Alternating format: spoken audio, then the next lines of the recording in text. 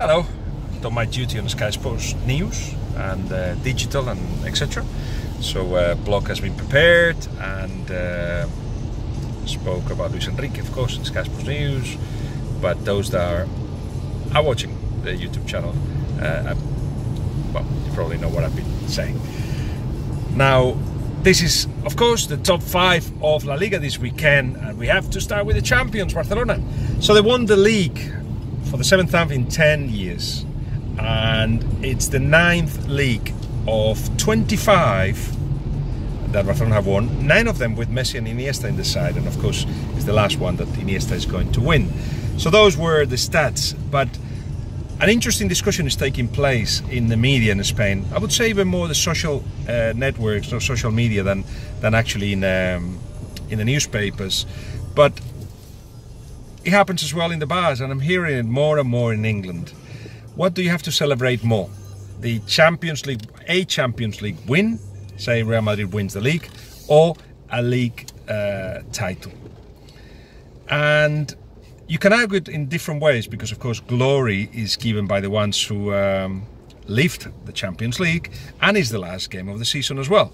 So there's a lot to say for to finish the season on a high. And really, in this world, superficial world, in which the last victory is the most important one, and perhaps the only one, or the last defeat, and everything gets judged from it, to end the season with the high of a Champions League victory will make perceptions change. But you have to say Real Madrid have failed in the league, and Barcelona have succeeded in the league big time, as I said, for the 7th time in a decade, which should be considered an era, the Barcelona era.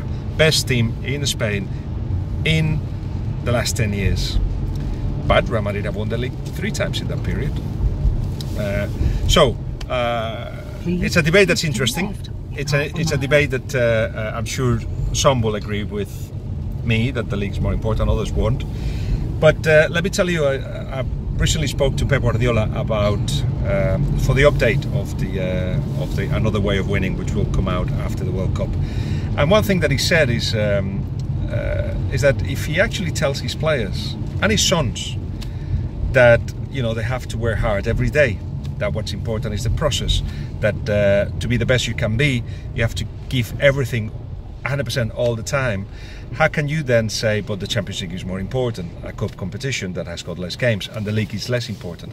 It's not like that. Certainly the glory, the fame comes in the Champions League, but what defines you as a team and the work you put in is, of course, a league. It sounds surprising it may be surprising to some to actually have to mention this, but the way it's looking, more and more people think it's more important to win the Champions League. Well, I don't think so. Well done to Barcelona, congratulations to the best team in Spain. 2 has to be something that happened on Friday. Iniesta said goodbye, and we all kind of shed a tear and thought of moments that Iniesta made us happy, either with the national side or for Barcelona fans with Barcelona. But something happened on his press conference on Friday. Messi was not there. And when that happens, when there's the opportunity to grab a story like that, some Spanish media go and grab it and then make a story out of it. And it was all like, I can't believe Messi wasn't there. He should be there. Why wasn't he there? Well, I'll tell you why he was not there. And I broke that on Twitter this morning.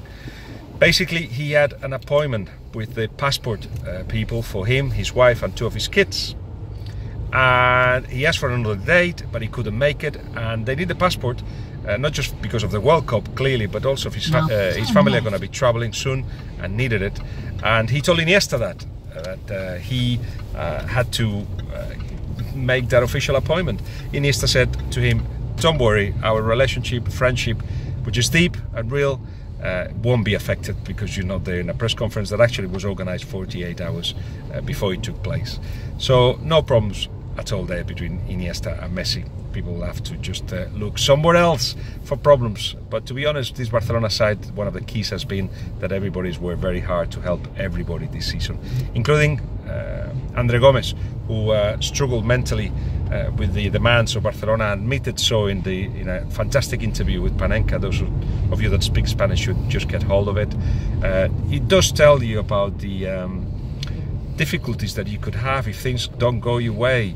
We just think that because they get paid so much that mentally they should be ready all the time, and no, basically Andre Gomes was even saying he didn't even fancy going into the streets just in case people laughed at him or basically criticized him. So yeah, it was hard for Andre Gomes. He will be one of the players at Barcelona, despite everything, will try to get money from by selling him, of course. At Real Madrid, they of course are preparing for an important week, because for them it's almost like 2 titles are at stake. One, the Champions League, and they have to make sure that doesn't happen what happens against Juventus, that 3-0 down for most of the game, which could have knocked them out if it wasn't for that late penalty against Bayern Munich. But Bayern Munich are being affected by injuries in a big way. They lack pace. They don't have the depth that I suspected earlier on, and with the lack, even though Alaba, it seems like he's coming back, I don't know if they have what is required to turn things around against Real Madrid. It's Bayern Munich. You can never say no, but Real Madrid can hurt you without much playing very well, without building from the back, without doing the kind of things that teams have to do to win. That first goal against Bayern tells you everything. A cross from Sergio Ramos on the left-hand side to the right back, Carvajal, who heads it back into the box, not in a good way, because he ends up at the back of his own attackers, and Marcelo from the edge of the box hits it with his left foot and he goes in. What's the logic? That was not prepared in training, but they have that individual quality and they absolutely focus on it. Isco is back into the team, into the squad. We will see if he's ready for the team, and Nacho is back as well, but it looks like they could even try Lucas Vázquez as right back, and if Isco's not ready, Marco Asensio could be actually starting. We don't think it will be Bale. Bale, who started against Leganés, did very well, as he normally does recently when he plays, the minutes that he plays. If he starts, if he comes from the bench, it's more difficult for him to make an impact. But it's not enough to convince Zidane, I don't think, to start in a game like against Bayern Munich. He's been out of the squad, out of the lineup against Bayern Munich, before against Juventus and PSG. So the message from the club is clear. Not to him, because they're saying to him, we want him to stay, but it's quite clear that they think, in my eyes, differently. Would anybody be able to buy him? That's a different story. And does he want to go? No, he doesn't want to go. But that's where we stand at the moment. He's not playing the big games, and it must be really hurtful for him, who, when he reaches his potential, gets his top level, is one of the top 5-6 players in the world, but hasn't been doing that regularly enough in the eyes of Zidane. So he won't start. Real Madrid favours against Bayern Munich, of course. Most of the things that in La Liga have been decided already, apart from 7th, Valencia needs only 1 point, 4 games left, so it should really be okay for them to get to the Champions League. But 7th is still played for, and one of the teams that need perhaps all the points that are left in the competition to actually get to be 7th is Sevilla, who have just got rid for the second manager this season. Montella has been sacked. Caparrós comes in. Of course, if I'm not mistaken, is the manager that's been longer at Sevilla, has managed more games at Sevilla, and he was gonna be part of the football department next season, to do with the lower sides, but he's taken on board the idea that now Sevilla needs 12 points if they can't get them, and they will do it with him in charge. Montella, 19 points out of 51.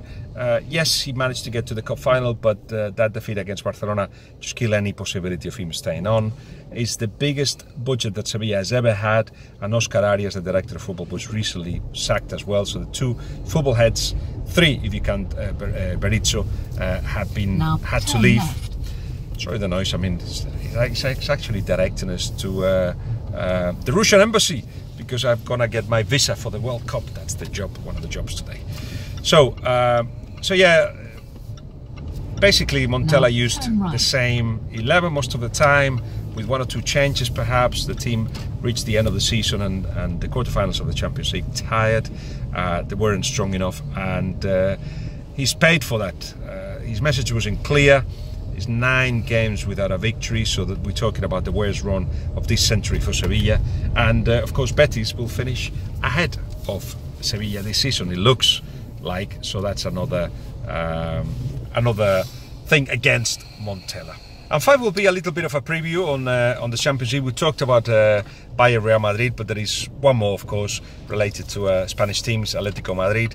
There were players rested at the weekend, the likes of Balague, Griezmann, Saúl, and quite clearly the return of Costa to the side is something that's going to help Atletico Madrid. With Griezmann and Costa, you're talking about a very competitive team up front as well, capable to score, and they are the team that can suffer the most and even enjoy the suffering. That's if they get a goal down, you can, or if they get a goal up at the beginning of the game, you know that they can keep that score. Even though they haven't done it sometimes this season, this is a different competition and this is a semi-final of European League. So you are talking, in my eyes, about Atletico Madrid being favourites. They still haven't managed to do what Simeone wanted of them for the last 2 or 3 seasons. He started wanting Atletico Madrid to control the games better. They don't do that all the time. The possession game is not fantastic, so they will give initiative to Arsenal, which, as I said after seeing the first leg, it just seems to me a team that likes a little bit of a turn of the screw, a little bit more aggression with the ball, a little bit more aggression without the ball, a little bit more synchronization when they defend, and especially when they pressure high. A lot of things that are required when when the heat is on, when we are in the semi-finals of the in this case Europa League. So Atletico Madrid favourites, but a really good week of football again ahead. And the Clásico after. We'll do something on the Clásico a few days before, but meanwhile let's focus on the Champions League and the Europa League first. I'll speak to you soon. Bye.